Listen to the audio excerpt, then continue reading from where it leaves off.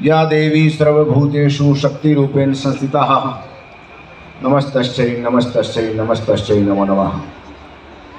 माँ भगवती जगदम्बा महाकाली की सिद्धपीठ का ये पवित्र प्रांगण, उसके पीठाधीश्वर पूजनीय आदरणीय वंदनीय श्री महंत सुरेंद्रनाथ जी महाराज, जिनको मैं प्रणाम करता हूं और उनका अभिनंदन करता हूं कि एक सुंदर शुरुआत देश की राजधानी से उन्होंने प्रारंभ की है।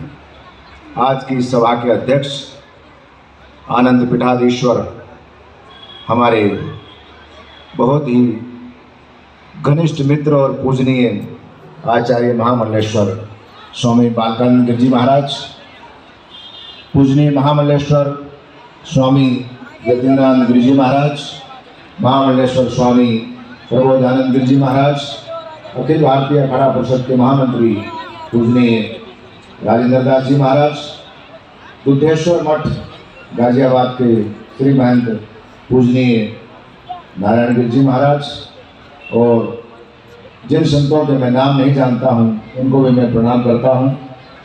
दिल्ली में ही जिनकी आवाज़ हमेशा आप लोग दूरदर्शन के माध्यम से सुनते हैं, पूजनीय महंत नवल किशोर दास जी महाराज, और अभी अभी जिन्होंने संबोधन दिया, नाम तो जिनका बालक है लेकिन संबोधन उनका इतना तीव्र था कि उनकी जो वाणी में तेज है वो आपके अंदर उत्तेजना पैदा करेगी। आदरणीय अलकनाथ जी महाराज, नाथ संप्रदाय से जुड़े हुए सभी पूजनीय संतगण, सन्यासी संप्रदाय से जुड़े हुए सभी महामंडलेश्वर महंतगण, उदासीन और वैष्णव परंपरा से आए हुए सभी संतगण, निर्मल अखाड़े के कोठारी और हमारे अखाड़ा परिषद के कोषाध्यक्ष महंत जसविंदर सिंह जी, इस मंच के सामने बैठे हुए महाकाली के सभी भक्तगण, भक्तिमती माता और बहनों, पत्रकार बंधुओं, दिल्ली का अपना एक इतिहास रहा है। यहाँ कोई भी चीज कभी सहज प्राप्त नहीं होती है। 5000 वर्ष पूर्व इसका नाम था इंद्रप्रस्थ। पांडवों ने संघर्ष किया हस्तिनापुर से, और भगवान कृष्ण की कृपा से धृतराष्ट्र ने उन्हें ये खांडव प्रदेश पकड़ाया था। तब से दिल्ली के ऊपर कब्जे का जो अभियान चल रहा है वो आज भी निरंतर जारी है। आज का ये जो आयोजन है, मंदिरों को राज्य सरकारों के सरकारीकरण से कैसे बचाया जाए, उसकी एक शुरुआत नाथ जी ने की है। मैं चूंकि उत्तराखंड से आया हूँ, देवभूमि उत्तराखंड में भगवान केदारनाथ, बद्रीनाथ, गंगोत्री और यमुनोत्री को लेकर के भी एक वहाँ की राज्य सरकार भारतीय जनता पार्टी की है, उन्होंने एक देवस्थान अधिनियम बनाया है।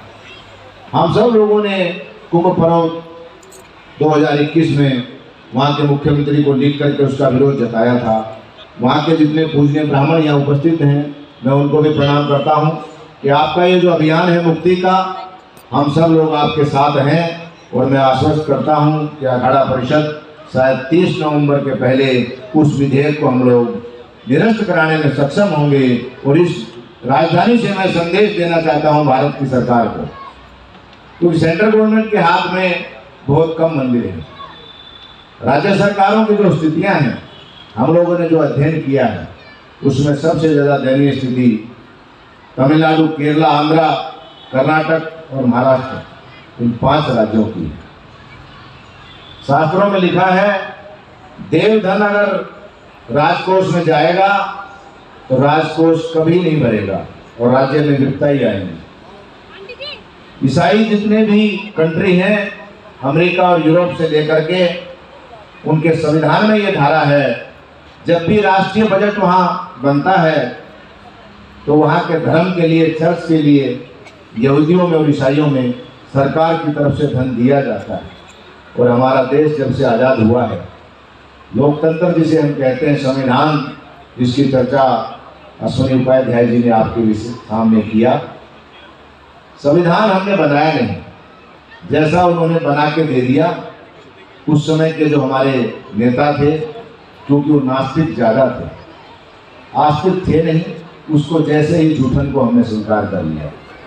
और जैसे मेरे पूर्व वक्ताओं ने कहा, अधिकार कभी मिलता नहीं, उसे छीनना पड़ता है।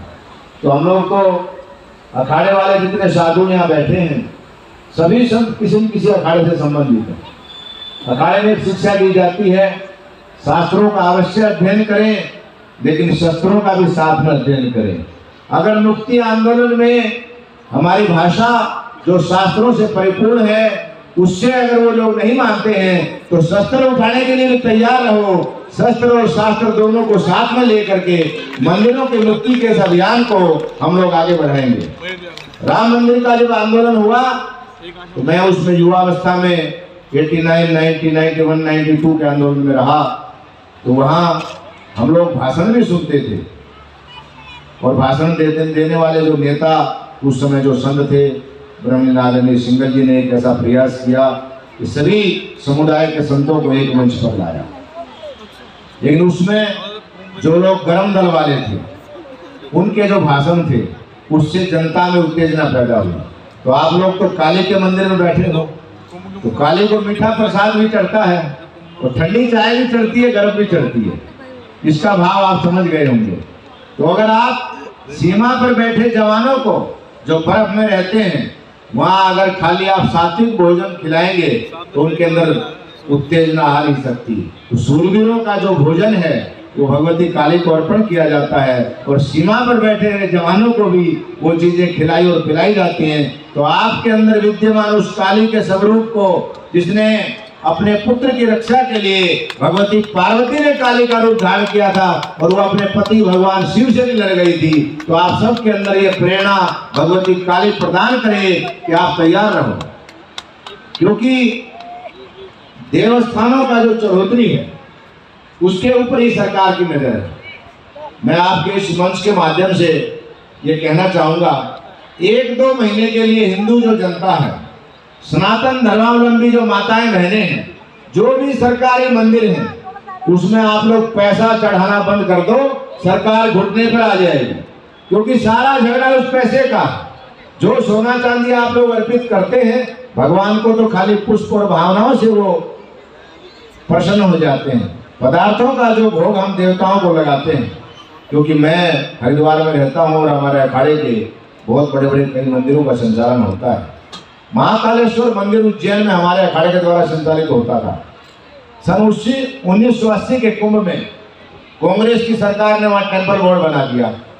हमारे उस समय के महात्माओं ने खूब संघर्ष किया, आखिर कुछ अधिकार हमें मिला, कुछ ब्राह्मणों को। लेकिन आज भी वो मंदिर का पूर्ण नियंत्रण सरकार के पास है। आंध्र प्रदेश के वर्तमान के जो मुख्यमंत्री हैं वो ईसाई धर्म का पालन करते हैं। हम किसी धर्म, मत और पंथ का विरोध नहीं करते हैं, लेकिन हमारी जो व्यवस्थाएं हैं अगर उसमें आप हस्तक्षेप करेंगे तो उसका पुरजोर विरोध होगा।